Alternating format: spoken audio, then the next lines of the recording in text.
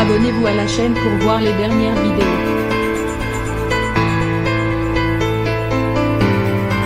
Le risque avec la course à pied, c'est d'y prendre goût. Les coureurs sont unanimes, une fois qu'on commence. Le corps réclame sa dose d'exercice. Le running, qu'il soit pratiqué en extérieur ou à la salle de sport, a de nombreux bénéfices. En plus de vous aider à vous vider la tête, c'est un exercice qui muscle, entretient le cœur et les poumons et aide à garder la ligne. Que vous débutiez ou que vous souhaitiez passer de la course en intérieur à celle en extérieur, il y a quelques petites notions techniques à connaître, notamment sur le choix de vos chaussures. Claire Boulanger, en charge du marketing chez New Balance, vous donne ses meilleurs conseils pour bien choisir vos baskets de course. La réponse va vous étonner, mais il est tout à fait possible de porter le même modèle de basket sur le tapis de course que pour courir dehors. Selon Claire Boulanger, ce qui prime, c'est avant tout le ressenti du coureur. Sur le principe, il n'y a pas de baskets qui sont fabriquées spécialement pour la course en intérieur et en extérieur. Elle précise même que l'usure de l'amorti serait la même quel que soit le revêtement sur lequel vous courez.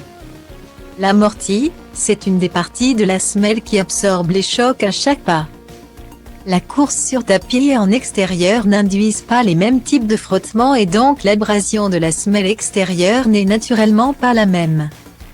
En revanche, sur la partie amortie, l'usure sera similaire puisqu'elle ne dépend pas de la surface sur laquelle on court mais de nos habitudes de course comme notre poids ou la fréquence d'exercice.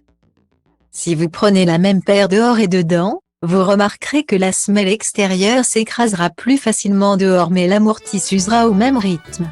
Guillemets. Avant de trouver vos préférences en matière d'équipement, Claire Boulanger conseille de commencer avec des baskets légères avec une semelle fine.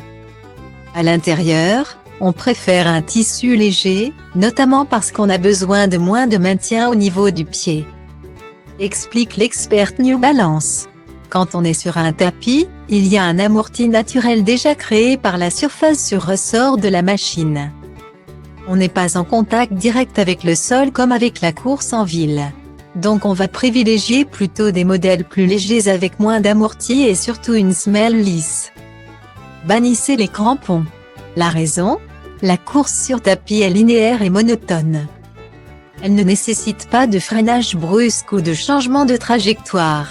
Sur un tapis de course, un cramponnage plus ou moins important peut être désagréable parce que la semelle va accrocher une surface lisse. Claire Boulanger précise.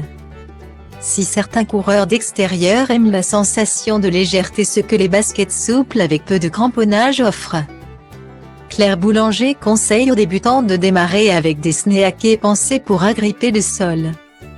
En extérieur, il y a des changements de direction ou des déplacements latéraux. Donc on recherche plus d'accroche, en particulier si on court dans un parc ou un bois. Détaille l'experte. L'autre caractéristique importante, c'est le fameux amorti.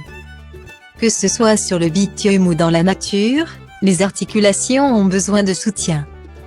Le soulier est tout aussi primordial pour ceux qui courent dehors, surtout sur des chemins irréguliers. Le pied a bien plus besoin d'être maintenu, encore plus sur des terrains accidentés. Donc sur des baskets d'extérieur, il y a souvent plus de renfort et d'empiècement. Guillemets.